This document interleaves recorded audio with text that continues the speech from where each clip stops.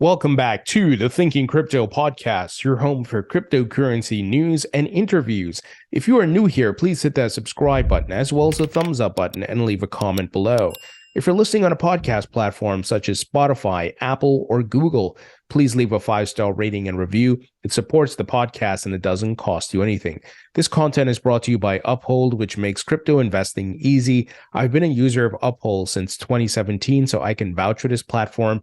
They have 10 plus million users, 250 plus cryptocurrencies, and they're available in 150 countries. You can also trade precious metals and equities on Uphold. If you'd like to learn more, please visit the link in the description. Well, folks, we got some very big Ripple news here. Ripple has acquired Swiss-based crypto custody provider Metaco for $250 million to expand into crypto custody and strengthen its presence beyond the US. So the timing of this is very interesting. Just yesterday, Judge Torres, of course, said the Bill Hinman emails, which the SEC is trying to bury and hide, have to be revealed, right? The SEC is trying to block them, but she said, hey, they have to be released and the public can view them. And that's a big win for Ripple. It puts Ripple in the driver's seat in this lawsuit, and I think they're going to win. But then the next day, today, we have Ripple making a massive acquisition, and of course expanding beyond the United States. So with the SEC's foolishness of trying to stifle innovation and shaking down companies and not providing clarity, they're either driving companies overseas. Many are packing their bags and leaving, and others are like, you know what, okay, while they figure this thing out with Congress, we're going to go expand around the globe and build our businesses in areas and jurisdictions where we have the green light, where there's clarity, right? Because here in the United States, there's no clarity. So let me give the details about this deal. So the purchase will allow Ripple to expand its offerings by incorporating the technology to custody, issue, and settle tokenized assets. Metaco offers customers crucial and secure crypto infrastructure, allowing institutions to scale new business models in the crypto economy. Diversifying into custody solutions will bring new revenue opportunities, Ripple said, adding that the acquisition is part of its strategy to broaden its presence beyond the US and its uncertain regulatory landscape. So, clear example of companies saying, you know what, we don't know what the hell is happening in the United States, but we're going to go overseas and keep doing our thing. Crypto's here to stay. Blockchain's here to stay. The SEC cannot stop it, and the incumbents cannot stop it. But we know the incumbents are weaponizing the SEC. They have a corrupt clown regulator, Gary Gensler, in their pocket, and he's going around shaking down these companies like the mob and just trying to grab fees, trying to kill some of these startups so that the big TradFi incumbents can come in and take over. Now, Ripple CEO Brad Garlinghouse tweeted about this, and here's what he had to say. Thrilled to welcome Metaco and CEO Adrian Treccani to Ripple as Ripple expands into custody, a key part of crypto infrastructure. We'll be able to support customers with the technology to custody, issue, and settle any type of tokenized asset. This is massive. As I've been talking about, guys, on this podcast, the token economy is coming. Everything will run on the blockchain. Even the central banks are tokenizing the fiat currencies on the blockchain and calling them CBDCs, of course. Contracts, obviously we have NFTs, different securities and assets and commodities will be tokenized on the blockchain.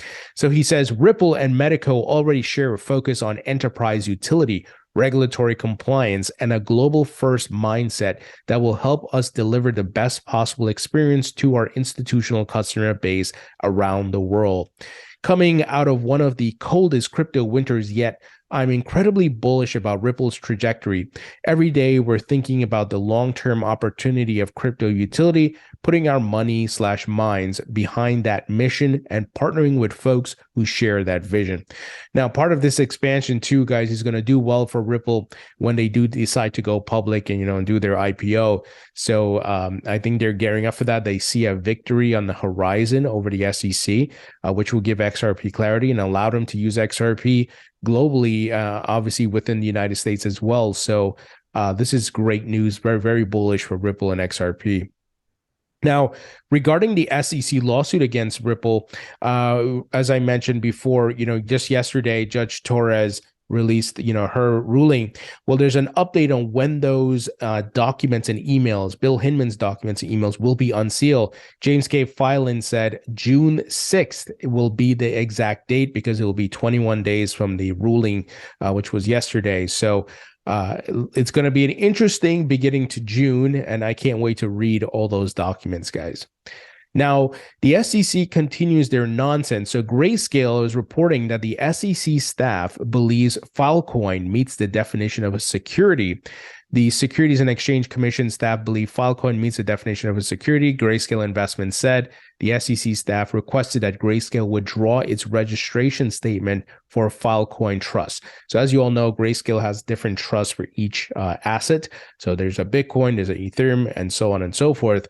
And the SEC is all of a sudden saying, hey, Filecoin's a security. Here's what John Deaton had to say about this situation. Every coin is in danger of the security labeled by the SEC. Grayscale needs to fight it, as it appears they are. Filecoin price drops after SEC asks Grayscale to withdraw the Filecoin Trust application. Here's what Mike Selig had to say. He's a crypto and Web3 lawyer at Wilkie Farr. He said, here, we now have regulation by comment, with the SEC deeming Filecoin to be a security through a comment to Grayscale's trust product application without providing any supporting legal analysis. So here's another shady avenue, right? One of the shady avenues the SEC has been using is they will file a lawsuit about something related to, let's say, staking or something with custody or whatever it may be against an exchange or a crypto company. Then they'll throw some coins in the mix, right? They'll just say, hey, these 10 coins are securities. And they're not litigating those individual tokens. They're not giving any legal analysis. So that's the sneaky way. And if those companies are like, you know what, we don't have the resources or the time or the money to fight the SEC, we're just going to settle.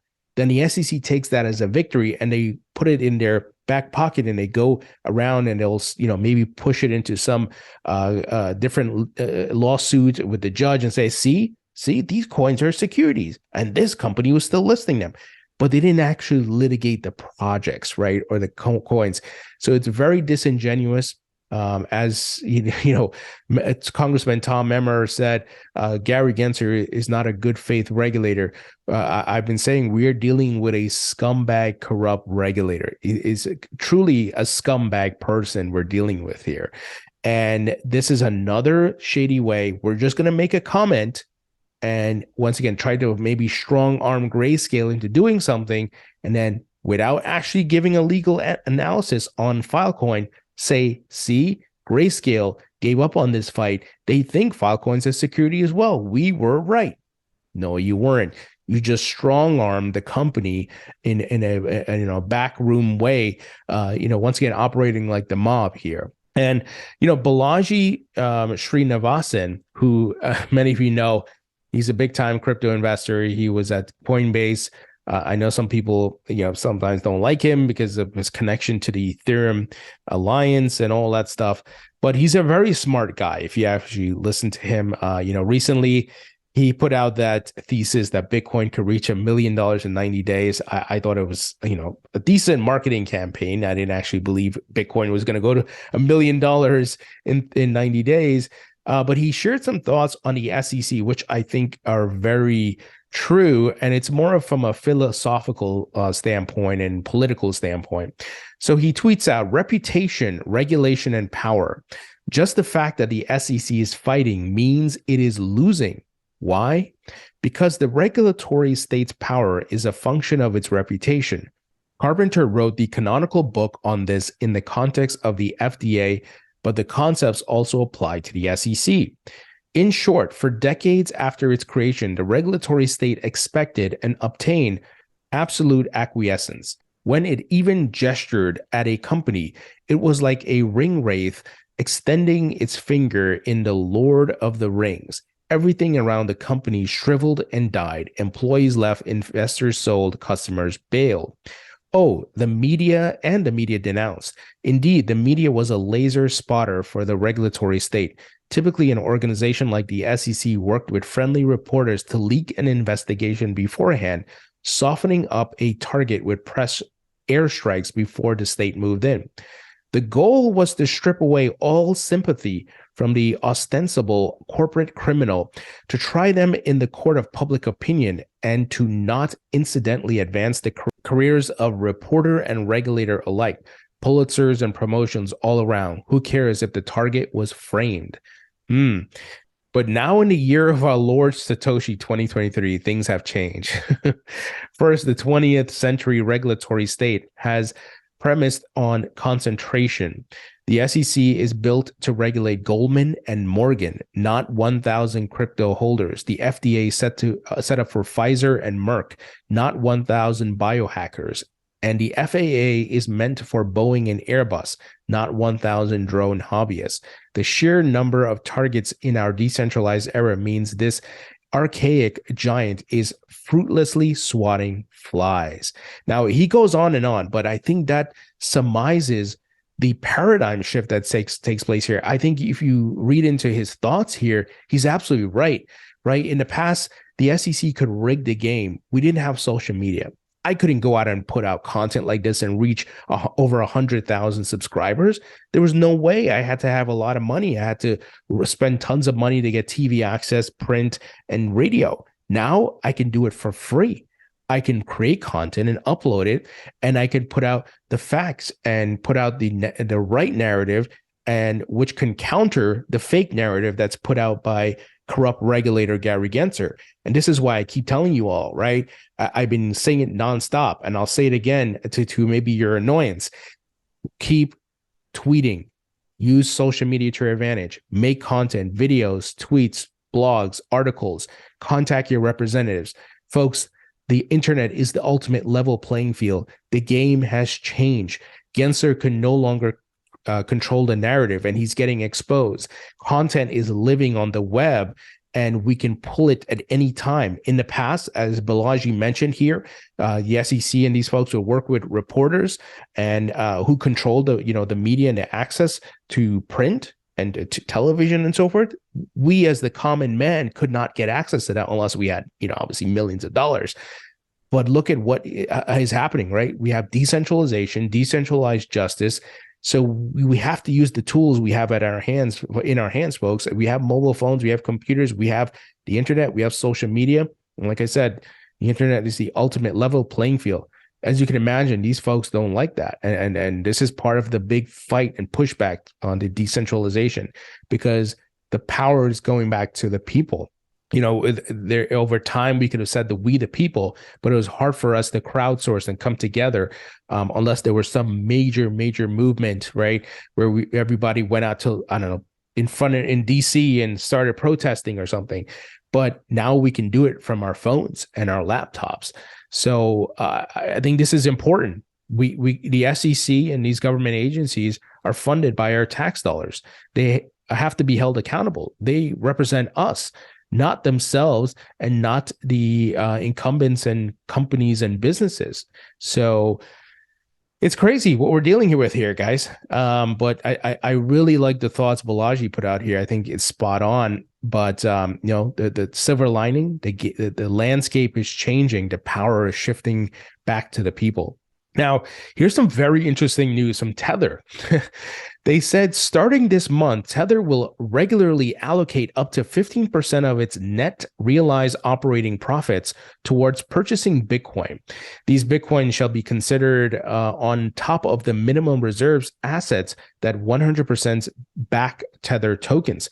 So kind of like MicroStrategy and Tesla, they're adding Bitcoin to their balance sheet, which is fascinating. Because I didn't expect Tether to do that, but very, very interesting. Obviously, this will be good for Bitcoin's value as, they buy it up and hold it on their balance sheet. And here's what Paulo Ardioni, I always mess up his name. He's the CTO of Tether and Bitfinex. He says, transparency is king. Tether today has $2.5 billion plus USD equivalent in company-owned excess reserves.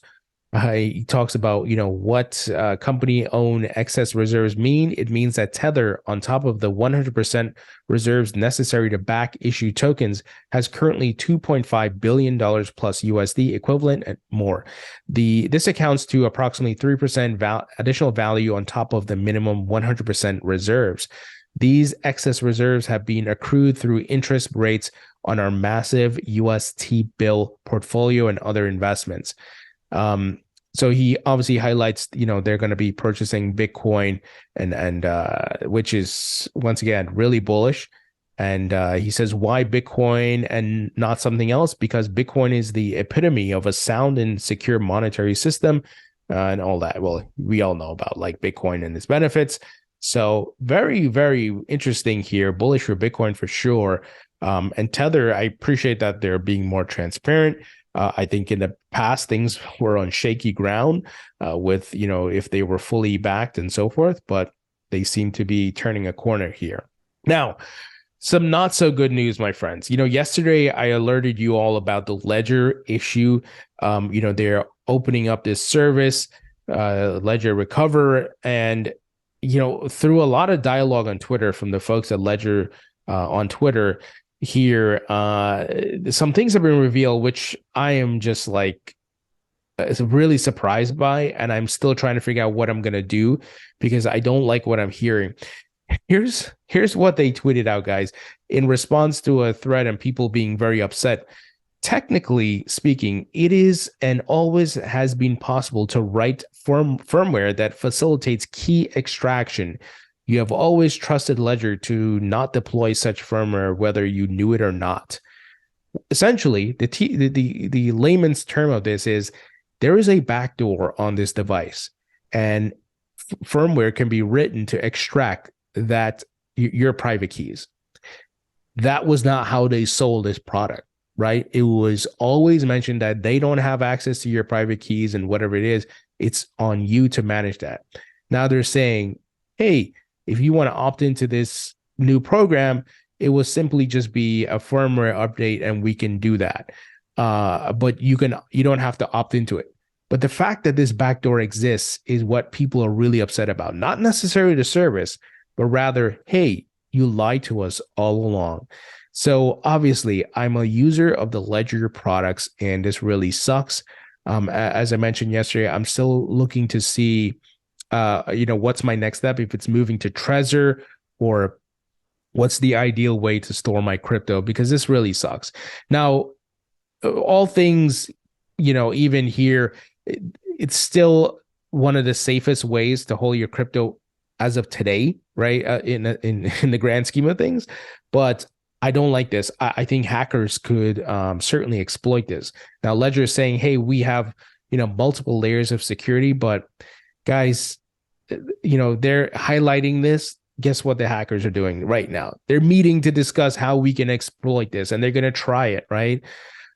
It's not good, man, because imagine your private keys get stolen or extracted by some hackers, and that's it. Your crypto's gone. It's really crazy, man. I don't know what to say. Once again, I'm still exploring what I'm going to do, and I'll let you guys know once I find a solution which makes sense for me. Finally, there is a hearing tomorrow on digital assets, which will specifically cover stable coins.